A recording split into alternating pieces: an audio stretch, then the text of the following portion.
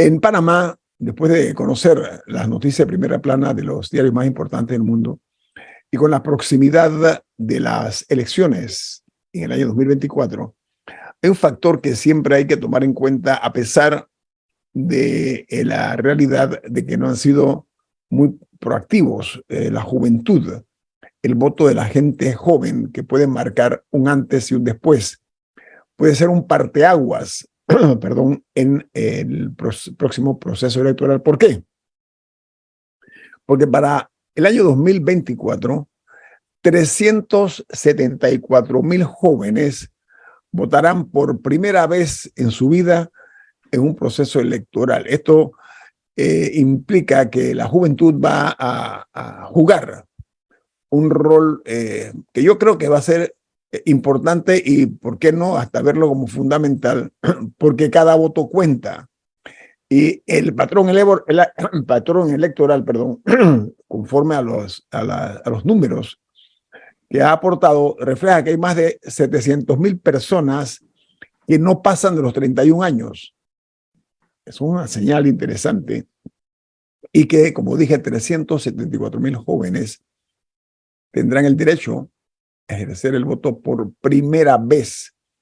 En el año 2019, esa es la parte inquieta, solamente votaron un 32% de los jóvenes que estaban habilitados para votar en las elecciones, como dije, del año 2019. Vamos a ver si esa cifra baja para el año 2024. De ser así, podrán ser un factotum los jóvenes en estas elecciones. No sé, Eduardo, Rubén y Camila, ¿qué opinan al respecto?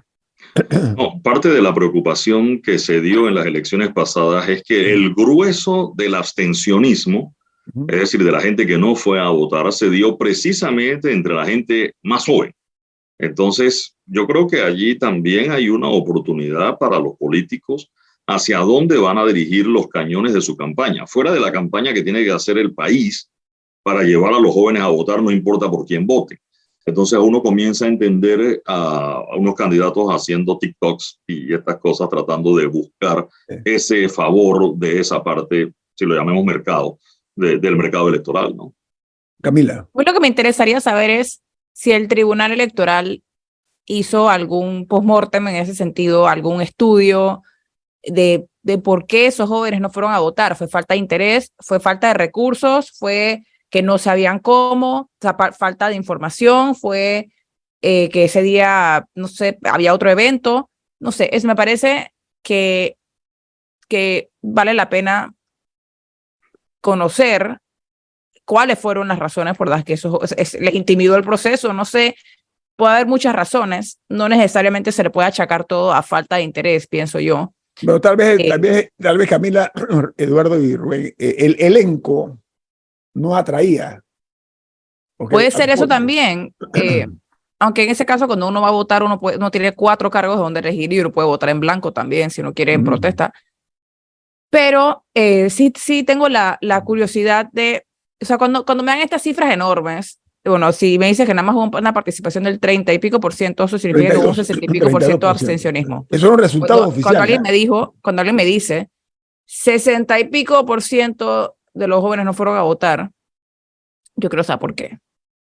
Y siento que el número no significa mucho si no hay un porqué o sea, si no se puede desgranar un poco ese número. Sé que el tribunal está claro en el número y les preocupa, no sé si tengan las razones de por qué no fueron a votar. Ahora, debo decir, y adelanto lo que adelantó Harry Brown del CIEPS, en el estudio que ellos están publicando, su encuesta de abril, hay una de las preocupaciones, es la decepción con la democracia entre los más jóvenes. Varias veces él ha hablado de que la democracia le ha fallado a América Latina, creo que el señor Murgas ha explicado muchas veces eso, las cosas convenientes que habían en los sistemas, como lo que pasa hoy en El Salvador, donde a la gente parece que la democracia no es lo que más le importa, versus al tener satisfechas sus otras situaciones, y entonces eso, la democracia le ha fallado a los jóvenes. Habrá que esperar si eso está incluido entre cuáles son las razones por las que los jóvenes no fueron a votar, porque efectivamente hubo un abstencionismo importante, lo hay en muchos países. Panamá aún así tiene un porcentaje de participación muy alto, pero el grueso de los que no fueron a votar, reitero, fueron precisamente ese grupo de los jóvenes. Y 300 y tantos mil que vayan a votar por primera vez, habrá que llevar el mecanismo de la elección. Vamos, a los muchachos hoy votan con una aplicación. Entonces, yo no sé si la democracia nuestra, eso de ir a votar, hacer la fila y marcar una papeleta, sea atractivo, como bien dice Camila. ¿Cuáles fueron las razones por las que no fueron a votar esos jóvenes? Ya sabemos que no fueron. Ahora, el por qué creo que sería interesante en el postmortem ese que debió haber hecho el Tribunal Electoral. Sí están preocupados por el tema, pero no sé si han compartido esa información. El Tribunal Electoral podría emprender una campaña orientada, dirigida a los jóvenes, a incentivarlos a que ejerzan el voto. ¿Por qué? Porque el ciudadano común, el ciudadano de a pie, como se le llama, solamente tiene una ocasión para castigar al sistema y a los malos políticos. Una ocasión solamente, y eso es el día de las elecciones. El voto es el arma que puede o llevarlos o elevarlos a las alturas o llevarlos a lo que algunos dicen el basurero de la historia, personas que no se quieren recordar o que pasaron por la vida política sin saber qué pasaron. No dejaron huella, no se les recuerda por nada positivo. De ahí la importancia de que la juventud participe. ¿Por qué? Porque es, en opinión de no pocos, con esta competencia entre 10 candidatos que hay para el año 2024, el voto, lo más probable es que se pueda atomizar. Y al atomizarse el voto ocurre lo que hemos visto antes, que hay presidentes que han llegado a ocupar ese alto cargo con un 30%. Y si esto continúa como supuestamente se perfila, puede ser que aquí alguien vaya a gobernar este país con un 28% de la masa votante. Entonces yo matemáticamente ahorita mismo con 11. ¿Cómo? Matemáticamente, en este momento, con 11% alguien puede ser presidente. Imagínate, o sea, es una matemática realmente inquietante si lo vemos objetivamente, porque debe ser la voluntad mayoritaria la que lleve a una persona a dirigir los destinos del país. El otro factor en esto, repito, que ojalá el Tribunal Electoral se le ocurra o tome la iniciativa de buscar una estrategia que logre llamar a los jóvenes a votar ese día, a no quedarse dormidos, a no mirar para otro lado. Yo insisto en que no hay campaña que valga si no sabes por qué no fueron la vez pasada. Bueno, o sea, si no conoces las razones, o si se asume que es porque por rebeldía o no sé qué, sin tener una razón específica. Bueno, lo que no se mide no se puede corregir. Y en este caso se midió el número, pero no se exprimió el número. Estoy asumiendo, puede que sí exista un estudio en algún lado. Bueno, el Tribunal Electoral puede hacer ese ejercicio. Si el Tribunal Electoral es el árbitro de todas las elecciones en este país. La otra, las alianzas, Eduardo, Camila, Rubén, es importante para poder, aunque sea, lograr un 30%, repito, por la matemática pura y dura que no siempre funciona, porque en política el cálculo no es lineal, hay que entenderlo, ¿no? Las posibilidades de alianzas, yo creo que se marchitan al momento de decir quién va a la cabeza. Estoy hablando de los partidos grandes, ¿no? Por eso me atrevo hoy a ensayar la posibilidad de ver si puede darse o no. Pero dicen algunos que en la futura alianza que se percibía entre Rómulo Rux y José Blandón Figueroa, eso se disipó al momento que Blandón logra la candidatura presidencial de la manera como alcanzó ese objetivo. Entonces, como que eso es probable que se repiense, porque dirá Blandón, yo no tengo por qué bajarme si yo tengo cientos y tantos mil votos que me respaldan. No sé, Eduardo, Camila y Rubén, ¿qué dicen? No, las alianzas hay, yo insisto en que todavía habrá una, no sé si polarización aplica, porque yo lo pienso en tres bandas, ¿no? Va a estar el candidato del gobierno, que en este caso es Gaby Carrizo, y a ver a quién logra conciliar en ese grupo. Está el candidato Ricardo Martinelli, que legalmente todavía está corriendo y puede correr, y hay analistas que insisten en que va a llegar. Y un tercer candidato que sería el de esa alianza, entiéndase Lombana Martín o Rómulo Blandón, si es que se logra dar, etc. Tres, como mucho. Normalmente las candidaturas son así. El cuarto en Panamá llega muy lejos del 1, 2 y 3. O sea, eso realmente, ¿quién se va a quedar con ese tercer lugar o ese cuarto lugar por donde van a entrar? Hay alianzas que parecen naturales. Yo estoy pensando que vamos a quedar Yo estoy En asumiendo 4 bandas. que mínimo en 8, optimista de que en 7. No, yo sí creo que vamos a tener 8 o 7 candidatos, pero va a haber de esos 7 u 8 candidatos. Ok. Pensé que decía que íbamos a terminar con 3. Yo dije, Eduardo, ese Sí optimismo tuyo. Sí vamos a tener 8 candidatos, pero van a tener 4 que no cuentan. O sea, sí, así. Vamos, en las elecciones pasadas tuvimos 7 candidatos y 4 no están en la página amarilla. O sea, hay que decirlo. O sea, por más que tú tengas 7 candidatos, sabemos que hay un 1, 2 y 3 muy fuertes y los otros 4 no están. Y por eso hablo de la polarización del electorado. Vamos a tener los 3 de libre postulación, sin duda alguna. O sea, las 3 casillas esas van a estar llenas. ¿Qué tantos votos puedan arrastrar eso? No le veo la misma fuerza todavía que la que sí tuvo Lombana y Ana Matilde la vez pasada a Eduardo, estos 3 candidatos de libre postulación, pero todavía es temprano, ¿no? No, pero cabe la posibilidad, como que dijo Nietzsche, él dice que no hay hechos sino interpretaciones. Yo interpreto la posibilidad, en este caso, que los candidatos por la libre postulación puedan ensayar la posibilidad de respaldar a Ricardo Lombana. Eso sería una figura para nada desechable o considerarla como una posibilidad. Creo que está dentro del libreto que se escribirá para las elecciones de 2024. Vamos al corte comercial. Esto es En Perspectiva, un programa para la gente inteligente como usted.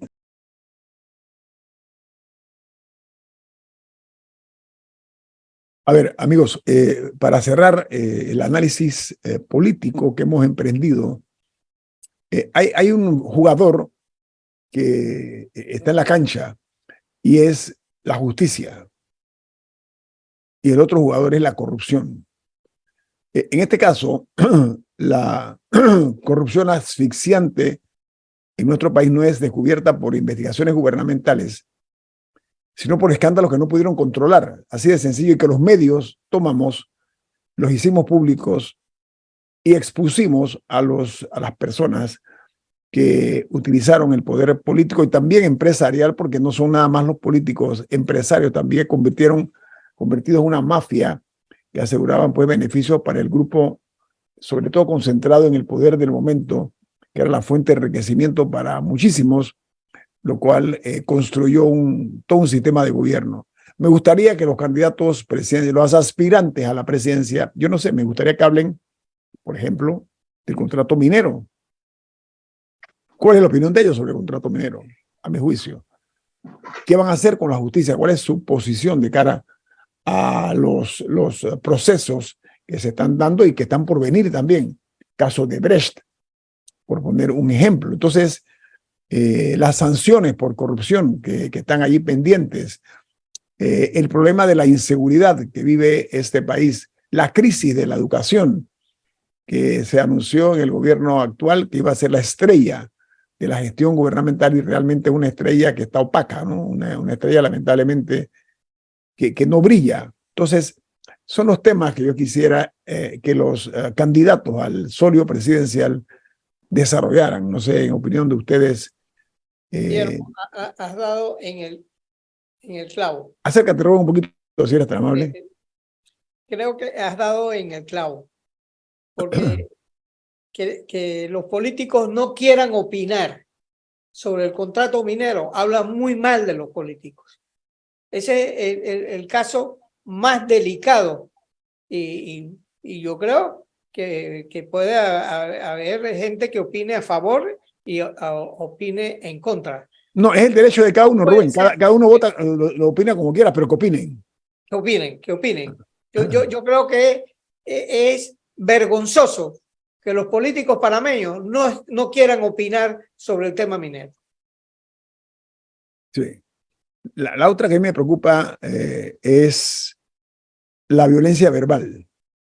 Creo que eso no debe ser parte de lo que viene o lo que viene para el año 2024, porque estamos viendo que a veces se da una serie de guerras de acusaciones y de salpicar lodo a muchos, porque aquí lamentablemente la justicia es vista por algunos no en función de demostrar que son inocentes, sino decir, no, nosotros no fuimos los únicos, el gobierno tal robó, el gobierno tal se prestó para tal cosa. Entonces, primero que es un acto de cobardía, no tener la entereza de enfrentar y decir, voy a someterme a la justicia y lo que pase, voy a respetar esa decisión. Entonces, convertir la campaña política en un, digamos, en un intercambio de obscenidades propia de verduleros, con el respeto que se merecen los que venden verduras, por supuesto. A mí se me ocurre pensar que es uno de los factores importantes porque veo en el horizonte la posibilidad de que se vaya a derramar lo que es la forma de hacer política y se recurra, como dije, a la violencia verbal. No sé, Eduardo, Camila y Rubén, ¿qué dicen? Bueno, Camila levantó la mano, pero yo sí quiero No, decirlo. yo iba a hablar de otro tema, así que ve tú Sí, primero. ok, porque el tema de la violencia verbal, yo sí debo decir, y lo que algunos llaman campaña sucia, etcétera, hay dos de los candidatos que tienen procesos judiciales andando. Zulay Rodríguez en la Corte Suprema de Justicia porque es diputada y solo la puede juzgar la Corte, y el caso de Ricardo Martínez. Esos son procesos judiciales reales, están funcionando. No, formales. Lo digo así es, están andando, son procesos que están formales. Lo digo porque las acusaciones van a surgir. Rómulo Rux se le menciona en el caso de Brecht y que lo dejaron por fuera y que no estuvo, audiencia que debiera estar transcurriendo esta semana, pero él no está en la lista. A Blandón le dirán que contrató con Odebrecht siendo alcalde y todo lo demás, pero eso no hay un proceso judicial que esté armado montando. Y así entre los otros candidatos. Entonces, yo sí también establecer la diferencia que cuando le asoleen, para usar un término panameño, los casos a uno se haga, no sé si se puede decir de esa manera, el asoleo, pero con seriedad. Porque, o sea, acusar de ladrón, acusar de corrupto, acusar, etcétera, a un candidato sin los fundamentos o sin las pruebas es una cosa, versus sacarle a un candidato su pedigrí de las cosas que tiene en la mochila y que tiene que explicar, ¿no? Sí, eso no lo veo como violencia verbal, ¿no? No, Eduardo, porque además están las redes sociales. Es una diferencia importante. Sí, claro, es que hay muchos candidatos cuando le sacan su pedigrí dicen que no, que es campaña sucia. No. Si es mentira, es sucia. Pero si es de verdad y está ahí, puede ser negativa para usted, pero no es sucia. Lo que pasa es que a mí me causa inquina el hecho de cómo pretenden encubrir los delitos. La justicia tiene que hablar y tiene que hablar en voz alta, tiene que... bueno, digamos, el otro que tiene que aparecer es el fiscal, ¿no?, electoral. Ese es otro que tiene que aparecer, porque uno puede dar acusaciones de arriba abajo, de que están pagando, que les pagan buses a unos aquí, que a otros les pagaron para que fueran al evento de acá y que están usando el dinero para hacer esto. Pero ¿dónde está la Fiscalía Electoral? Al final la Fiscalía Electoral debería ser el funcionario que más veamos en los próximos 9 meses, que esté en todos lados diciendo que, ok, investigamos esto y nada. Esto lo investigamos y le abrimos un proceso. Pero alguien, o sea, todo el mundo en la mesa se sabe el nombre del fiscal electoral. ¿Pero cuál es el nombre? ¿Cuál es el ciudadano común se sabe el nombre del fiscal electoral? ¿Sabe cómo se ve el fiscal electoral? Mira, sí, ha tocado pero el tema es, yo creo también importante, yo le voy a contar un episodio personal periodístico. Yo tenía el camión con los jamones del diputado Cheyo Gálvez y tenía el video de Cheyo Gálvez entregando los jamones a su comunidad. Y tenía al fiscal electoral, en ese entonces era el señor Peñalosa. Y yo voy con mi noticia e enseño el video. Y cuando confronto al fiscal electoral, me dice, él es diputado de la República y a los diputados solo los puede investigar la Corte Suprema de Justicia. Entonces sí, quedé un poco desarmado con el tema, pero vamos, investiga el camión repartiendo jamones. Y si aparece el nombre del diputado, remite el expediente a la Corte Suprema de Justicia y que la Corte decida. Yo creo que algo así también, como bien explica Camila, dónde está el fiscal electoral, porque el delito está. O sea, por lo menos que se abran los expedientes. Claro, que se abre el expediente y en el momento en que aparece un diputado en el expediente o el presidente de la República, si es un diputado, manda el expediente a la Corte. Si es el presidente o vicepresidente de la República, manda el expediente a la Asamblea. Y que bueno, que si lo archivan o hacen la pantomima de investigar, pero por lo menos tú cubriste tu parte de hacer una investigación, porque si hay un delito, se debe investigar. Que se quede sin culpables es otra cosa, pero el delito está. Y en este caso, el delito electoral, ¿no? Y ese es uno de los que más prima en la política, lo que estás diciendo tú, Eduardo. El reparto de jamones, por poner un ejemplo, una forma indiscriminada.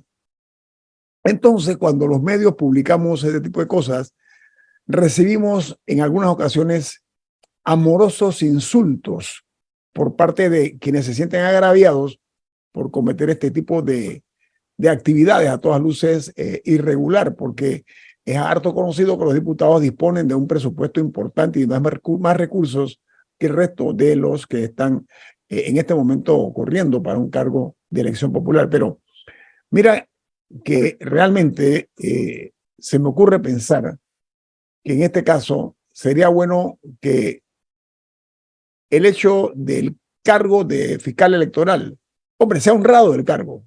Cuando digo sea honrado, que se sienta su participación, que no esté escondido en las esquinas oscuras de los callejones de la política. Entonces, la existencia de esta figura es importante porque es uno de los funcionarios más incoloros que yo conozco en lo que es el ejercicio de un cargo público, donde realmente yo creo que el problema básico es de dónde proviene o de dónde han salido estos personajes. Tú hablas de uno, Eduardo. Yo me acuerdo de ese fiscal electoral que yo, de verdad, o sea, era una persona casi que iba a decir transparente, no, digo transparente en el sentido que no se veía.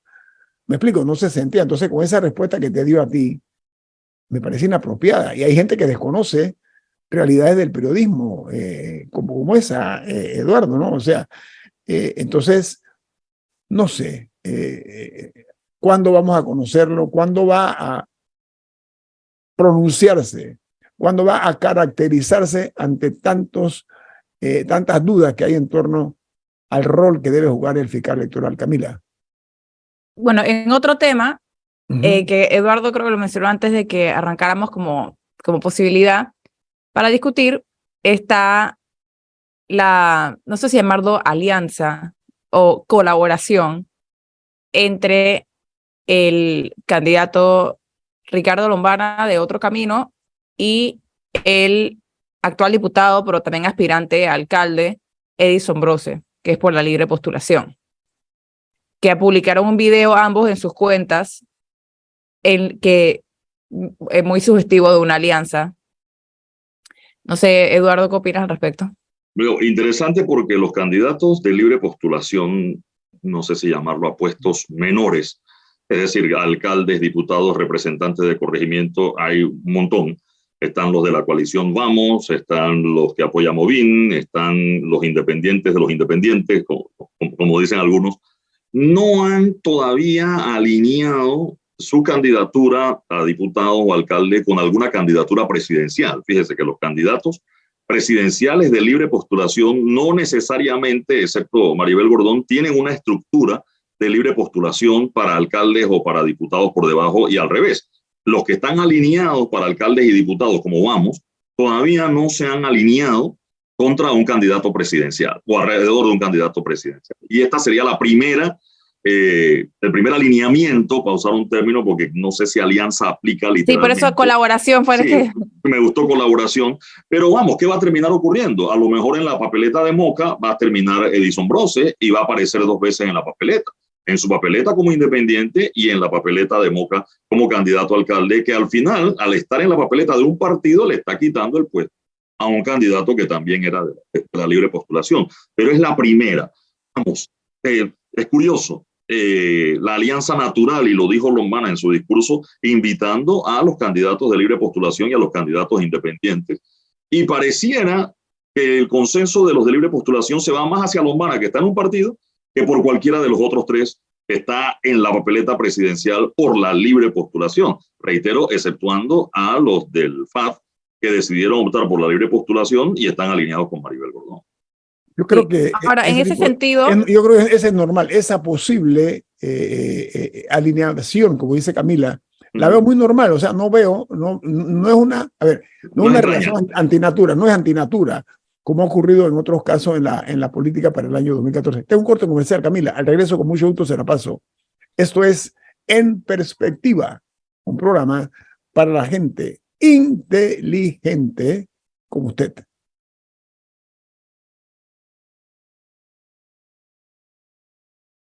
Bueno, estamos en perspectiva, viendo el país en perspectiva. Camila Adames, Rubén Darío Murgas, Eduardo Enrique Ninjuen y Guillermo Antonio Adames. Camila, adelante. No, yo la verdad, la carrera por la alcaldía capitalina me causa bastante intriga por todos los espacios que hay todavía para colaboraciones, rejuegos o sorpresas, porque ninguno de los principales partidos, bueno, perdón, me retracto, el panameñismo fue el único de los partidos tradicionales que puso un candidato a la alcaldía, que es Willy Bermúdez. El PRD no dijo quién es el de ellos, Cambio Democrático tampoco, RM tampoco, hasta donde tengo entendido. Tampoco han llenado esa casilla, o por lo menos no lo hicieron en la primaria. Por el partido País, ellos están con Raúl Ricardo Rodríguez, que en una elección pasada se vendía como RRR o triple R, no sé cómo se pronuncia. Y bueno, están los tres por libre postulación. Aún hay preguntas. ¿El PRD se la juega otra vez con Fábrega o lo van a reemplazar en la papeleta? ¿Qué va a hacer Cambio Democrático? Si se alían con el panameñismo, me imagino que apoyarían a Willy, pero todavía hay un poco de preguntas de lo que pueda pasar. Y ahora lo que vemos es que uno de los de libre postulación también estaría en colaboración con un partido que sería el Movimiento Otro Camino. Entonces yo creo que la carrera por la alcaldía capitalina va a tener ahí su competencia. Los otros dos candidatos por libre postulación son Luis Casís, que yo creo que sí él sí va a tener ahí una reserva de votos por todo el trabajo comunitario que hacía cuando estaba en medios de comunicación. No sé de cuántos, pero algo tendrá. Y el otro es Iván Blaser, que de hecho sacó muchas más firmas que Luis Casís, que me llamó la atención. Pero la carrera por la alcaldía capitalina está interesante. Sí, pero de hecho, Camila, ningún partido, solo el partido panameñista, porque dijiste los partidos tradicionales, no, ningún partido ha postulado todavía candidato. Bueno, no, país sí, por eso no dije. No, pero creo que el proceso, no, ellos han dicho que es RRR, pero creo que el proceso de postulación todavía no se ha completado. O sea, técnicamente todavía no, solo los de libre postulación y Willy Bermúdez. Mira, sin dar nombres, porque quiero poner las posibles ofensas aparte. Hay algunos personajes en la política que tenerlos de aliados es como dormir con un elefante. Hasta cuando se pone cariñoso el elefante te aplasta. Y creo que hay algunos nombres que en lugar de ayudar pueden afectar a los partidos si no son inteligentemente escogidos estos para ocupar ciertos cargos. La alcaldía del Distrito Capital es el segundo cargo más importante que hay. Ojo, no es cualquier cosa. Y el PRD, como otros más, han tenido la prudencia de esperar lo que son los tiempos para tomar esa decisión del segundo cargo más importante. Aquí la gente habla muy poco de los vicepresidentes, pero eso es otra de las claves importantes que se van a dar para que los votantes, los posibles votantes, puedan ir buscando hacia qué fórmula van a apostar su voto, Eduardo. No, estoy hablando que puede ser una bomba de relojería si se escoge mal a un candidato, es lo que estoy tratando de... Sí, sin duda. En el caso de la alcaldía capitalina y la alianza entre Moca con Edison Broce, lo dijimos hace un rato, no sorprende. Es decir, no es una gran sorpresa porque ahí parecieran que ya estuviesen alineados. El asunto usan el mismo traje, Eduardo, usan el mismo traje. Claro. ¿Qué pasa con Moca? Moca es el partido que surge del éxito de Lombana en la libre postulación en las elecciones pasadas.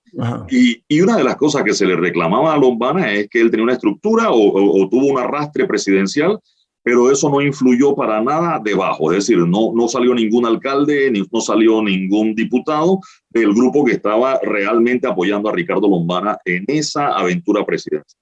Creó el partido político, sin embargo, eso se mantiene. Es decir, los candidatos a alcalde o representantes de corregimiento o diputados de Moca en este momento no han generado todavía la fuerza que sí tienen algunos candidatos de libre postulación para alcalde o para diputado. Entonces, ¿dónde se van a alinear los unos con los otros? Y al revés, los de libre postulación no han alineado todavía esa fuerza hacia la presidencia de la República, como sí la tuvo Ricardo Lombana la vez pasada y en menor grado Ana Matilde Gómez. Uno identificaba a esos dos candidatos por la libre postulación como muy fuertes, pero para la presidencia. En Moca no pasa eso hacia abajo. Es decir, ¿qué candidato de Moca para diputado en cualquier circuito de la República usted hoy dice que no, ese puede salir, o ese paga 220, como dicen en la hípica? No está pasando con Moca en los otros puestos de abajo. Igual con los de libre postulación, ellos sí tienen más fuerza para diputados o para alcaldes, donde hay algunos independientes que uno dice, parece que de aquí en este circuito sí sale un independiente o sale otro. Y no son los de Moca primero. Pero, Eduardo, Camila y Rubén, somos testigos de que partidos grandes están fragmentados, tienen fracturas internas muy serias, ¿eh? Muy serias. Por ejemplo, cómo se le ha ido oscureciendo el panorama al PRD, por poner un ejemplo. Partido que se vendió durante muchos años como un partido indivisible, un partido, no me acuerdo, usaba un término un poco... Unidad romántico. monolítica. Gracias, Eduardo, unidad monolítica. Hoy día no tienen ni unidad ni es monolítico el partido. Entonces es una realidad. Cambio democrático, fracturado totalmente. Ahora acaban de anunciar que van a votar a Yanivel Ábrego. O sea, Cambio Democrático también está sufriendo estas fisuras. Entonces, al verlo, pongo esos dos nada más como un ejemplo porque son partidos de los más grandes. ¿Qué rol va a jugar esta división interna? Yo creo que va a ser interesante. ¿Saben por qué? Porque más temprano que tarde, esas personas que están con la duda hacia qué caballo van a apostar van a tener que definirse. Y si no se definen por ese partido, pueden ser seducidos por otro partido que no es exactamente el cual están ellos. Porque así es el juego del poder en este país. Puede que haya, a mi juicio, sorpresa, porque ¿sabe qué, amigos oyentes? Todavía no ha llegado la hora de las traiciones, ¿sí? La hora de las traiciones, la hora de quitarse las máscaras, porque esto es un juego de máscaras. ¿Por qué se ríe usted, don Eduardo? He dicho algo que es profano. cierto, es muy temprano. Y no solo las traiciones, hay alianzas, por ejemplo, Gerardo Berroa en este programa lo dijo hace unos días, por ejemplo, la de CD y RM, son primos hermanos. Es decir, esa es una alianza que hoy uno parece distante, sin embargo el análisis de Berroa es muy claro. Yo añadiría la de Blandón con Melitón. Vamos, son del Partido Panameñista los dos. Entonces sí, son parientes, Eduardo. Hay alianzas que uno en este momento no las ve, pero no solo la de las traiciones, sino, vamos, la sangre llama, dirán algunos. Murmurgas. Bueno, lo interesante es que hubo cosas que vinieron para quedarse. Digamos, el sistema de representantes de corregimiento vino para quedarse. Lo que está en duda es el sistema de diputados, porque no están surgiendo candidaturas independientes para diputados. Don Rubén, permítame un contrapunto porque me gusta lo que usted ha dicho. Mire, el problema aquí es un tema de identidad. En este país, los diputados son más representantes de corregimiento que diputados. O sea, hay un problema de identidad. No definen sus responsabilidades. Reitero, ellos son como cualquier representante de corregimiento. Se la pasan buscando las nimiedades en algunas comunidades, algunas veces son casos más grandes, pero no tienen realmente la conciencia de que su rol es el de hacer leyes, buenas leyes, no leyes cualquiera. No comportarse robándole el rol que deben jugar los representantes de corregimiento. Así que tengo ese comentario nada más para ponerlo allí en la mesa, ¿no? Continúe, don Rubén. Bueno, esa es una realidad y el sistema de diputados con los circuitos que es una degeneración de la provincia. ¿Por qué? Porque el sistema de representantes de corregimiento, lo grande del sistema, ¿por qué pegó? Porque llegó a la base del corregimiento. Antes los diputados salían por provincias, pero cuando surgió el sistema de representantes de corregimiento, el país respiró un aire fresco. Sí, Rubén, permiso. Rubén, pero con mucha pena, siento los pasos, escucho los pasos de Álvaro Alvarado, me está tocando la puerta. Viene Álvaro Alvarado con su programa Sin Rodeo.